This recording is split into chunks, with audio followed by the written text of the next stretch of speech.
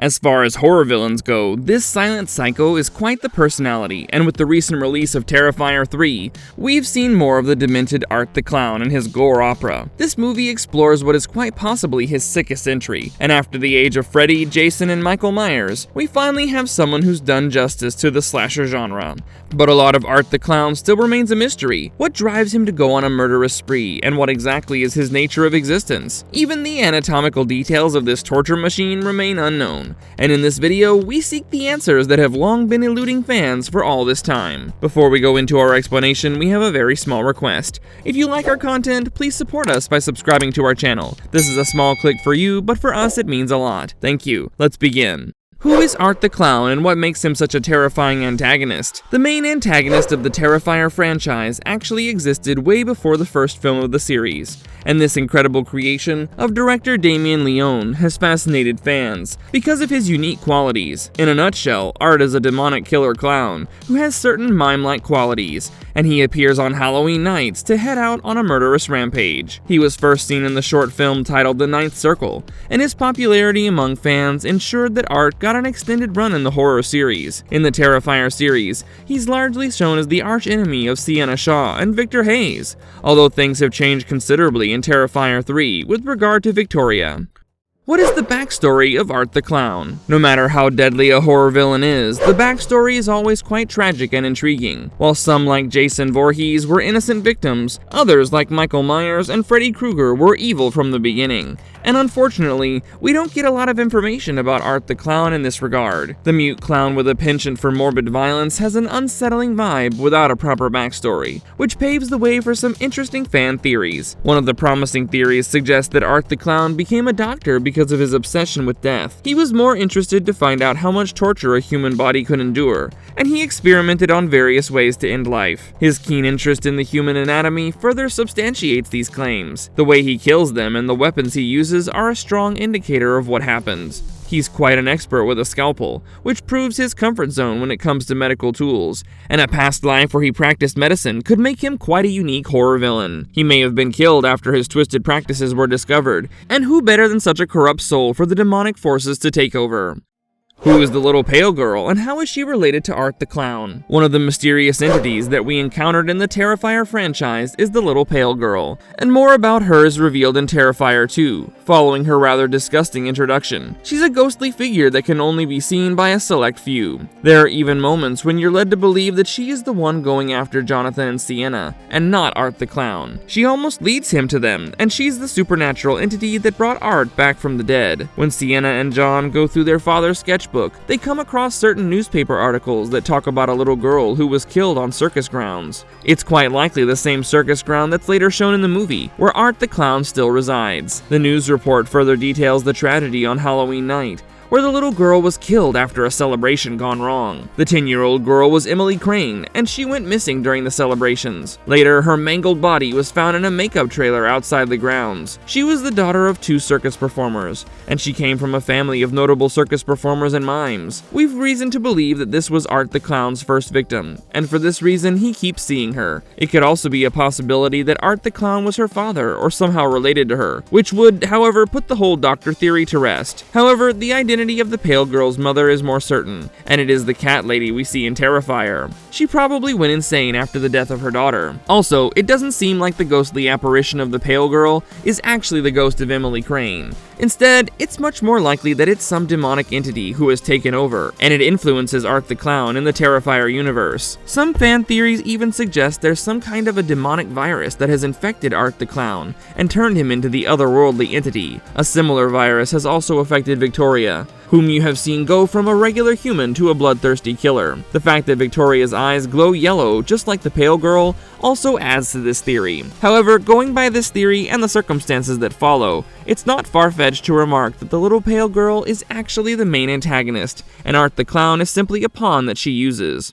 How did the director come up with the concept of Art the Clown? It's quite an interesting story how Damien Leone, the director of the Terrifier franchise and the creator of Art the Clown, first came up with the concept. He revealed in an interview that the concept was derived from the idea of a woman getting off work and taking the city bus home. She encounters a twisted clown who gets on the bus and sits across from her to taunt her the whole way. The idea behind Art the Clown was to come up with someone who's a combination of uncomfortable and comedic at the same time. The character got progressively intimidating and aggressive, and the director stated that he wanted to throw in everything into the character, from clowns, witches, demons, and even a slight influence of Dante's Inferno. What does Art the Clown look like? Appearances can be deceptive, but not when it comes to Art, who looks just as intimidating as his actions. He's largely seen dressed in a black and white costume, and he often carries a black trash bag, which is used to hide his various weapons. His face is painted white, and his eyes, mouth, and fake eyebrows are painted black. He dons a white bald cap on his head, and it's complete with a small black hat strapped on top. Art is quite tall and has a slender build, and his appearance has become more unsettling in nature in the second and third short films. We've seen him with filthy, rotting teeth and deeply sunken cheeks, along with his abnormally shaped head. The Santa look in Terrifier 3 is just as disturbing, as it gives the perfect Christmas horror vibes.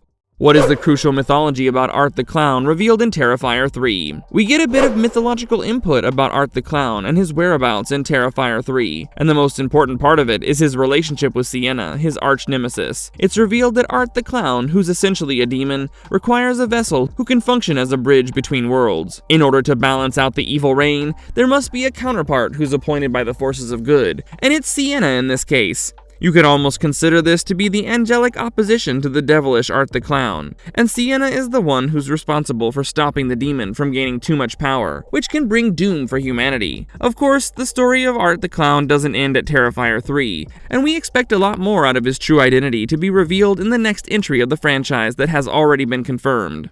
Is Art mute, or does he choose to be silent? This is easily one of the most debatable aspects of his anatomy, because Art the Clown has never uttered a sound in the entire franchise. The fact that he doesn't speak much is still understandable, but he doesn't even make a sound when he's in extreme pain. There have been times when Art has been severely injured, and he simply gives an expression of pain, courtesy of his miming talents. This has prompted many to consider that Art was born mute, and this can be a condition that has been carried forward from his human existence. Since Art was mute as a human, his supernatural demonic form is also mute and unable to make the slightest of sounds.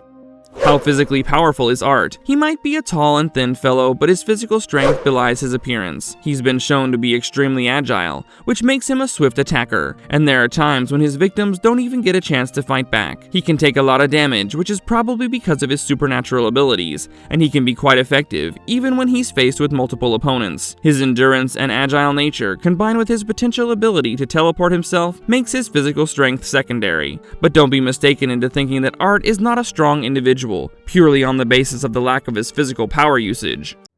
Can Art be considered intelligent? It's sometimes easy to dismiss the maniacal killers as mindless killing machines, but Art the Clown is certainly more than that. There have been multiple occasions where he shows signs of intelligence, and he can strategize as well, which makes him even more dangerous. For instance, there's a scene where Art is pinned down by Tara, and he pretends to surrender so that she lowers her guard. At the first opportunity, he draws a pistol and shoots her in the leg and gains the upper hand. One might even argue about the scene where he shoots himself in the face after being confronted by the two police officers. He probably knew that he would be resurrected anyway, and he chose the easier trick to get away from a direct confrontation. Also, the final moments of Terrifier 3 reveal that Art is not afraid to run from his arch-rival when he's vulnerable. After being attacked by Sienna with the special sword, he realizes that he's in great danger, and he escapes after causing a distraction. Keeping all these in mind, we have to say that Art the Clown is quite intelligent, and not a mindless, murderous, demonic entity who can be easily outsmarted. What is his personality like? You cannot possibly have a complete horror villain personality without the right amount of unpredictability and bizarre mannerisms, and Art the Clown has it all. This vile and dangerous killer clown has a penchant for slaughter, and he doesn't really discriminate in this regard. He kills just about anyone that he comes across, and he derives a great sense of pleasure from such twisted activities. His preferred method of killing is through gruesome mutilation, and he sometimes keeps his victims alive simply to observe how much torture a human can possibly endure. Art uses some of his supernatural abilities to induce a paralyzing fear among his victims, which makes his job easier, and only a select few can resist his terrifying aura. As far as maniacal killers are concerned, Art is quite dedicated, and once he locks onto his prey, he stops at nothing. He chases, terrorizes, and torments his victims, and finally he kills them in a slow and sadistic manner. Even the ones who survive have to live with the trauma of their morbid encounter. Art is also quite expressive and emotional, and we've grown familiar to his exaggerated hand gestures and expressions that he uses to communicate. It almost fills the void of speech, and you never really feel that the character doesn't talk. The lack of audible noises is so obvious that when he's in pain, he simply mimes screaming expressions. Overall, he's quite theatrical, and his kills are mostly completed in an animated and comedic manner. We still cannot get over his eerie laughs when his victims are helpless, and it only adds a macabre touch to his unpredictable nature. He's quite arrogant and confident about his powers, but when required, he can also be tactical in nature, as we've discussed above. There are times that reveal a cowardly side of Art, and he's not afraid to run when the going gets tough. Even at the end of Terrifier 3, Art realizes that he's been overpowered, and he smartly makes a run for his life to fight another day. How can Art survive without his head? Well, the plain and simple answer to this question is that he's not a human to begin with. During the events of the previous film, Art the Clown was decapitated by Sienna, and yet his headless body made its way to the asylum where Victoria Hayes, one of the survivors, was held up. She's possessed by the Pale Girl and gives birth to his head, and they flee together. We even see Art using the head of his victims as his own, and this is only possible because the human clown form is nothing more than a vessel for him, and his existence is not dependent on the well-being of the vessel, which can be modified and mutilated as per his requirements. Is Art capable of creating a portal to hell? Hell is where he belongs, and it seems like Art can find a way to open a portal to this dimension when he pleases. In the climactic moments of Terrifier 3, when he's cornered by Sienna, it almost seems like it's game over for him. Sienna decapitates Victoria using her sword, and she gains a clear upper hand on Art, who fails to pin her down with his chainsaw. Suddenly, Victoria's blood burns a hole through the floor and opens a portal to hell. Sienna's cousin Gabby falls through, and Sienna fails to save her. This provides Art with an opportunity to get away, but it also raises the possibility that Art could have summoned the portal in order to create a distraction. This cannot be said with certainty, because it could also be Victoria's doing, but we cannot rule out this ability among the various superpowers of Art. Can Art the Clown reproduce? There have been several horror villains who have been known for their lusty nature, and they have a strange attraction towards women, even though they are far from human. Art, however, doesn't really show such tendencies, at least not obviously in the movies so far. He's happy to taunt his victims and torture them to death, but there is no such sexual attraction that he portrays. That being said, his backstory might suggest otherwise, and it is quite likely that the Pale Girl is actually his daughter from the time when he was human. He could clearly reproduce in his human avatar, but now that he's turned into this demonic entity, such trivial details matter little to him until it's absolutely necessary. Also, it might be an interesting end to the franchise if Art is destroyed by some means, but leaves behind a demonic offspring to take over his murderous reign.